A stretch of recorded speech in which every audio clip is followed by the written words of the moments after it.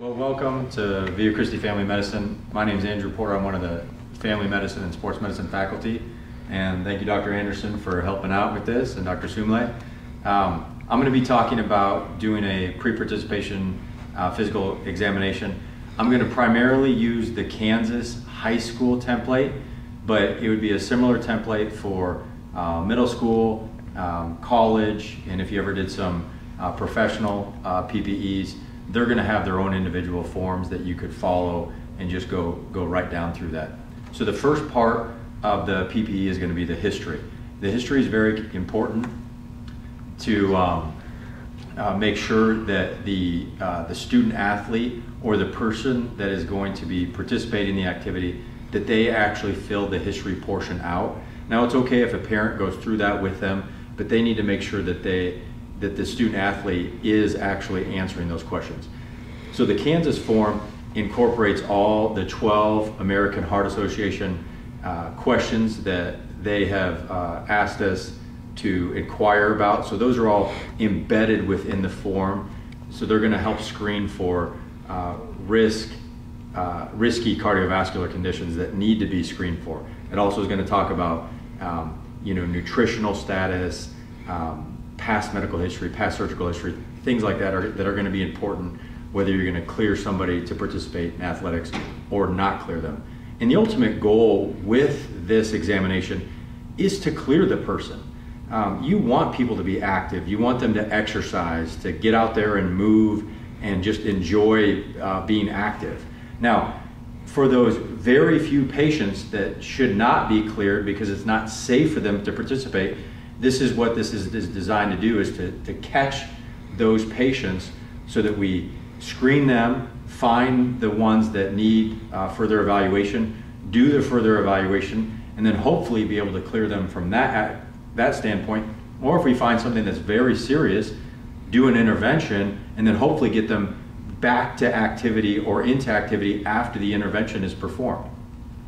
The two most common reasons people are not cleared for a PPE is, number one is vision.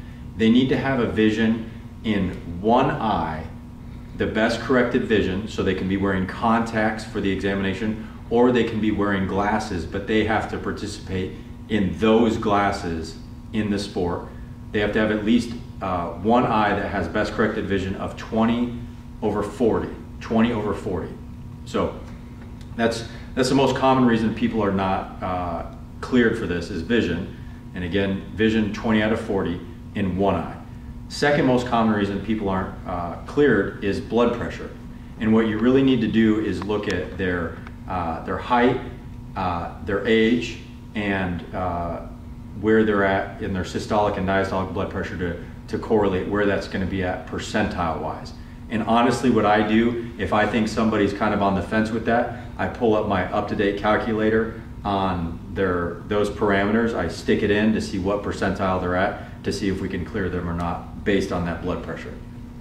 If they have a blood pressure that's elevated, that puts them in a category of not clearing, what I generally try to do in that standpoint is try and give them an opportunity to get cleared. Hey, let's have you go in to see the nurse, or go in to see your athletic trainer, or go into maybe a less intimidating environment. Get your blood pressure checked a few times in the next month to see what it is, after you've rested for a while and in a different environment, to see if we can't get that blood pressure into a zone where we can clear you. So make sure and go through the history. And then after you go through that with the student athlete, go ahead and start your physical.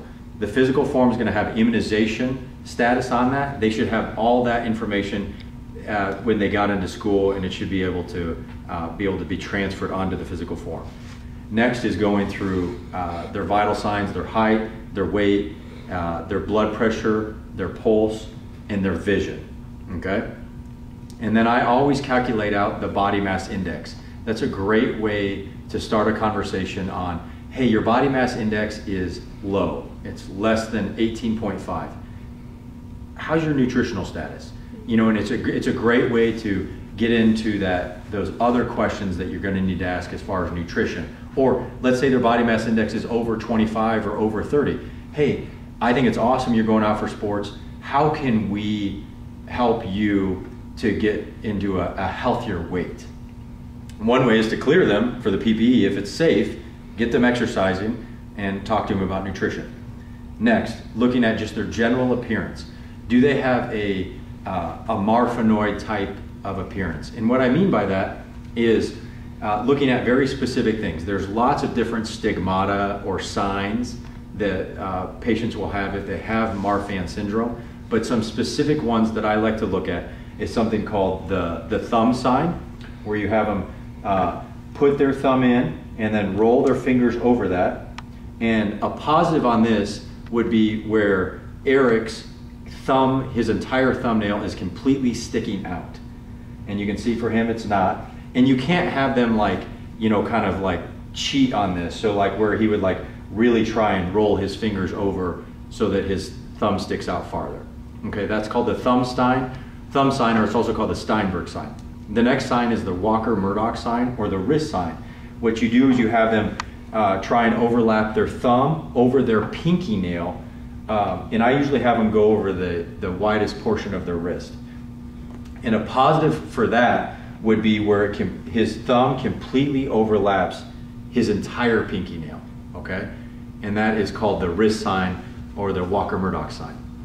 The other ones that I like to do is see if he can fully extend his elbows, okay? And he can, so that's a negative. A positive in Marfan would be where he cannot fully extend past 170 degrees. So a positive would be where he basically gets stopped about right there. And that's because the tendons, the joints are so loose that really the limiting factor is the tensile, how tense the tendons are, and that's what blocks it from greater range of motion. The other signs that I look at for Marfans really quickly are to see if they have any pectus deformities, either a pectus excavatum or pectus carinatum, so whether their chest really caves in or caves out, okay? The other thing I do is I look at inside the mouth to see if he's got a really high arched palate. With Marfans, they have a very high arched palate. Next sign I look for is, let's have you turn your back towards the camera. Is I'll look to see if he has any skin striae, any major skin striae. And it would be, usually it's pretty noticeable if that's positive, where you've got a lot of striae. Next thing I do is I have him stand up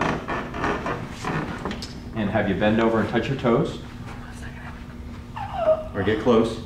And I check for scoliosis while he's bending forward, and then have you come back up and check for scoliosis of the spine while he's standing straight up.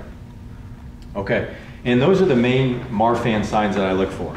You can do other ones. If one of those is positive, what I generally like to do is do a wingspan to height ratio. And to show you specifically how I do that, let's have you pop your shoes off. And what we would do is we would have him stand up against the wall. Okay, and I would mark off how tall he is.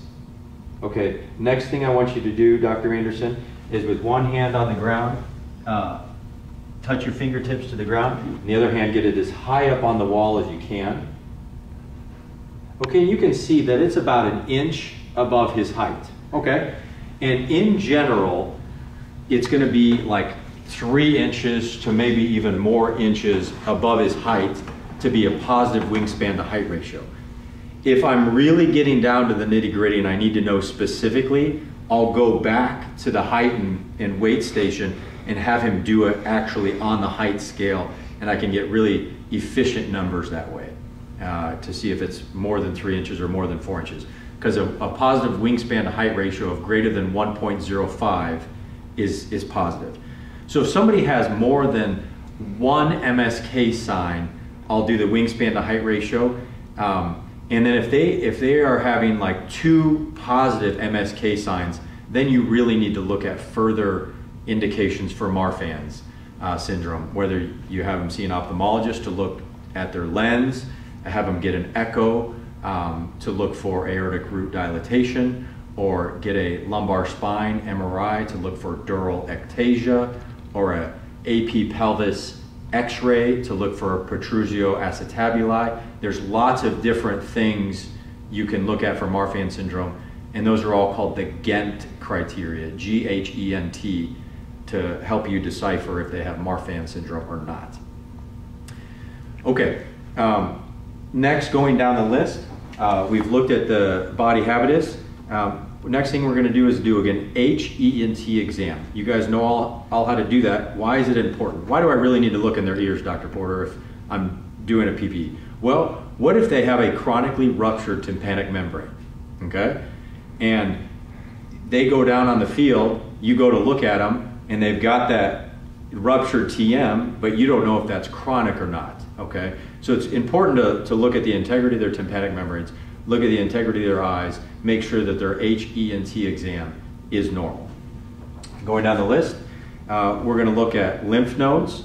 The major lymph nodes I like to look at is just like in the axillary region, along the neck, and maybe in the inguinal region to see if they have any lymphadenopathy. Next thing we're going to do is do a good cardiac exam. Now this is one piece of medicine where it is definitely different than just your run-of-the-mill cardiovascular exam. So what I like to do is I like to listen to the patient's heart while they're sitting.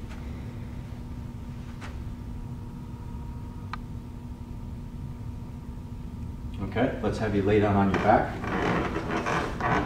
While they're supine.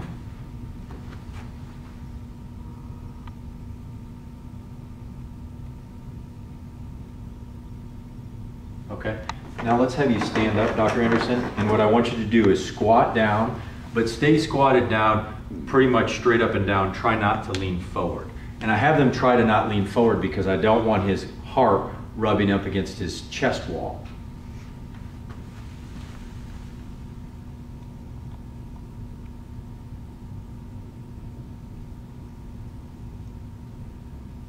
Good. Okay, now the reason why that's so important, the murmur in hypertrophic cardiomyopathy, the way that hypertrophic cardiomyopathy, and that's one of the main things that we're looking for on this PPE, because that's the most common cause of sudden cardiac death in patients less than 35, is hypertrophic cardiomyopathy in the United States of America, okay? The murmur in hypertrophic cardiomyopathy is a murmur that basically when that patient squats, what it does is it pushes that ventricular septum towards the septum, that ventricular wall towards the ventricular septum, and it creates this, the left ventricular outflow tract basically becomes larger when they squat down. And with hypertrophic cardiomyopathy, that left ventricular cavity is thickened, okay? And if that thickened cavity gets pushed in towards the ventricular septum, it creates a much better avenue for that blood to flow through systemically, and that murmur that they generally have, that systolic murmur, actually goes away or gets much fainter when they squat, okay? So often you'll hear a murmur with a fit student athlete when they're supine, because they're thin, they're very muscular, and that heart rubs up against the chest wall and you can hear a soft systolic murmur that's also short.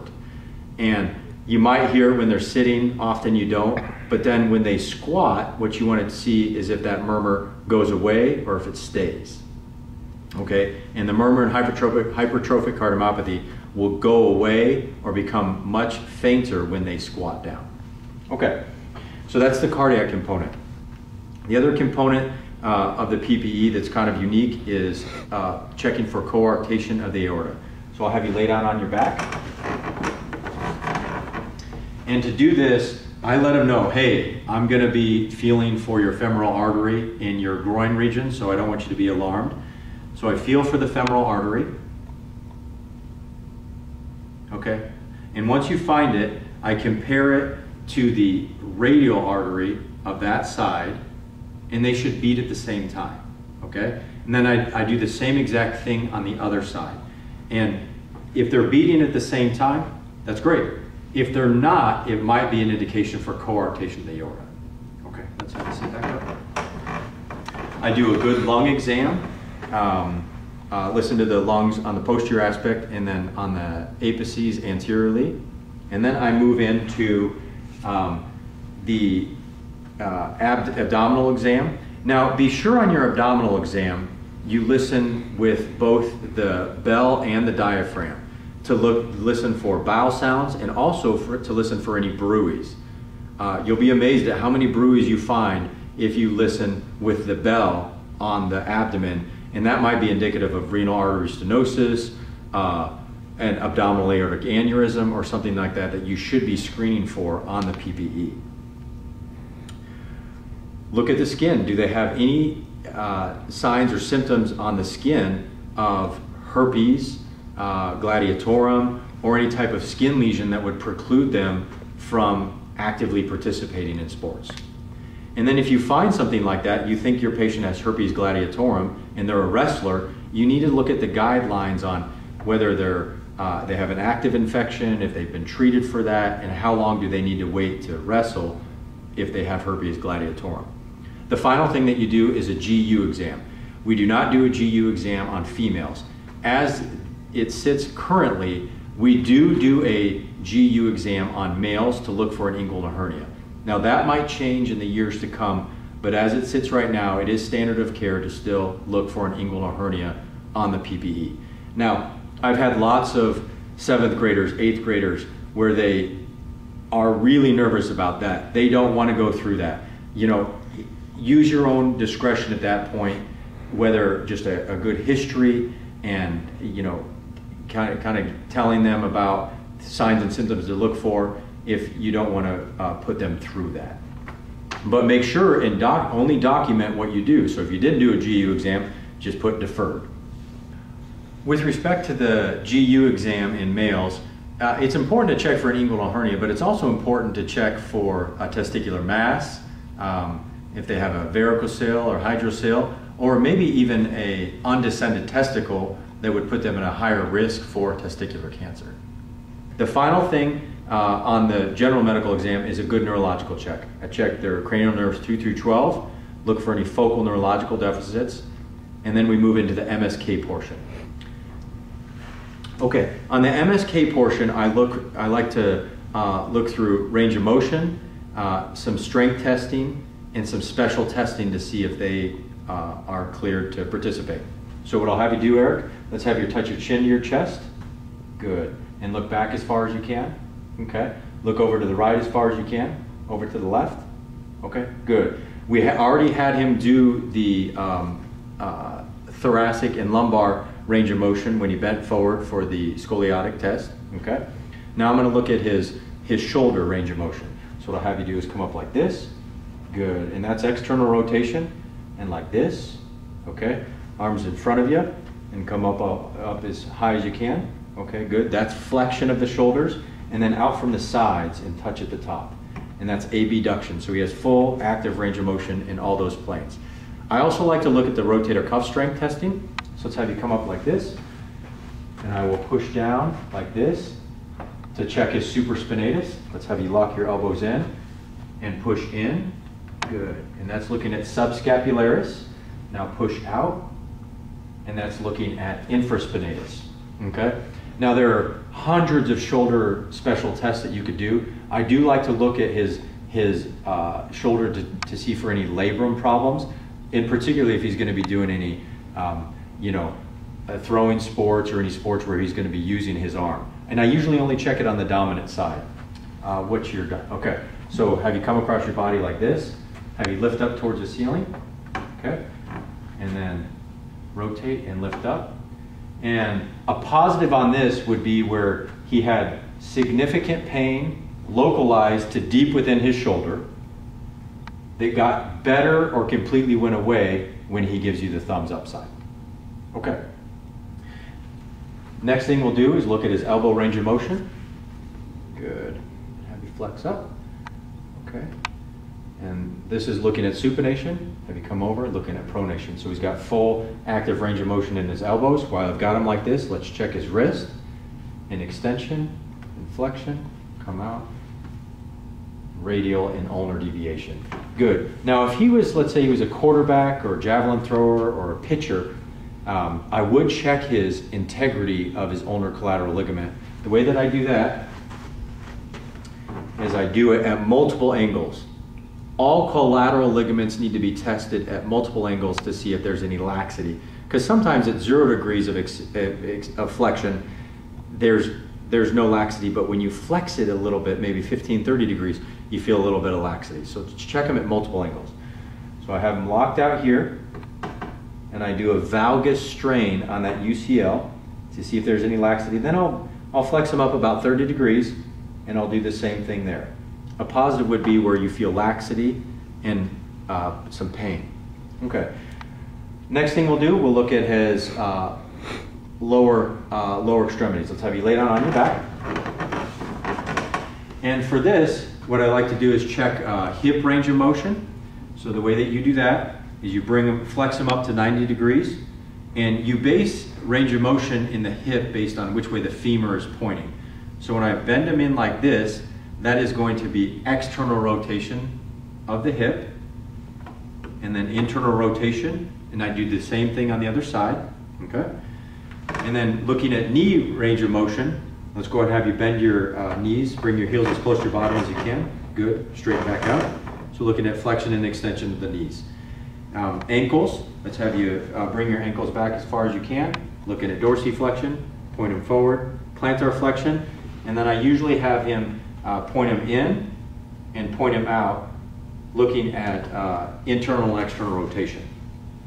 Okay, just like the shoulder, there's hundreds of special tests to do, you could do in the hip, the knee, the ankle. What I generally like to do in the hip is just to see the range of motion. It's a test called FADIR, F-A-D-I-R, flexion, adduction, internal rotation. So flexion, adduction, and internal rotation. And I basically will take him through that to see if it's nice and smooth in his hip, if he's got any clicks or pain deep within his anterior groin that could indicate that he has femoral acetabular impingement or a labral tear in his hip. Okay? Next we'll move down to the knee. And I'll come over here. What I like to do for this is check his ACL integrity. So we'll do a Lockman's exam to look at his ACL. The other way that I test the ACL is with the anterior drawer. Okay? A positive would be where he has laxity. Next we'll look at the integrity of his PCL, and it's a posterior drawer. And also the sag sign. A sag sign, what you look for there is if there's a sag down from the patella down to the tibia, that would indicate that the tibia is resting posteriorly from a PCL tear. Okay? Next, I like to do meniscal testing. So I have my thumb and my second and third finger in the joint lines, his medial and lateral joint line. And for this, it's a McMurray's test, so I'll flex him, internally and externally rotate that knee, and add some extension while I'm doing it too, to see if he's got any pain with that or any popping and clicking either in the medial or lateral joint line. Okay? The other common thing that I'll look for is to look for an effusion in the knee, and the way that I do that is I push over laterally to see if there's any volatile fluid in that superior lateral corner of the knee, and also do a Clark sign. Clark sign looks for patellofemoral pain syndrome. The way that you do a Clark's test is you provide a moderate roadblock for that patella, not like a concrete wall roadblock, but a moderate roadblock for that patella, and you have the patient contract their quad. Good. And go ahead and push down to the table, relax, and again push down. And what you feel for is if there's any crepitus underneath the patella, underneath the kneecap, and pain. A positive test would be where they have both crepitus and pain. Okay. Finally, we'll look at the ankle. The few main tests that I like to do with this is the anterior drawer. So I stabilize his lower leg, and I anteriorly bring his ankle forward to test the integrity of his anterior talofibular ligament and anterior drawer, and then the talar tilt to test the integrity of the calcaneofibular ligament that rests laterally, and I basically invert his ankle like that to test for any laxity and or pain. I also perform a squeeze test where I squeeze his tibia and his fibula together, and a positive test is where it would shoot down the ankle and into the distal syndesmosis, where that could indicate a high ankle sprain. The final test that I do is where I dorsiflex and externally rotate the foot and push superiorly to try and either create pain along the lateral ankle or along the talar dome or in the distal syndesmosis, looking for different orthopedic conditions. Let's have you sit back up here. So these are with all MSK testing, I will say too, you need to ask where, if it hurts, where does it hurt? Because like I showed you on that O'Brien's test for the shoulder, a positive O'Brien's is pain deep within the shoulder. You know, it might hurt his back. Well, that's great, but it's not a positive test. It really has to correlate with, the test has to correlate with where the patient is having pain. A functional test is where you could have them duck walk. So let's have you stand up, and where Dr. Anderson would squat down and basically kind of waddle across the floor. That's a good, efficient way to look at range of motion and also look to check for muscle imbalances. You can do also a single leg hop test where you'd have them do it on each leg.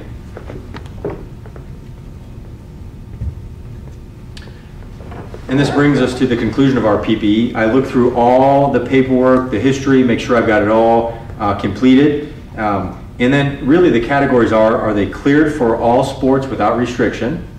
Are they cleared for all sports without restriction with recommendation for further evaluation or treatment for something? Or are they not cleared? And if they're not cleared, why? What do you need to have done? Let's say you hear that murmur that you think is indicative of hypertrophic cardiomyopathy, okay? And they have a family history of sudden cardiac death in their father who was 30 years old while he was exercising. Okay, that would get you concerned that they might have hypertrophic cardiomyopathy. What you'd want to do there is not clear them pending, you know, further cardiovascular evaluation, probably a 2D echo, a stress test, stress echo, and then after you get that back, you could potentially go back, reevaluate the PPE, and then clear them for participation.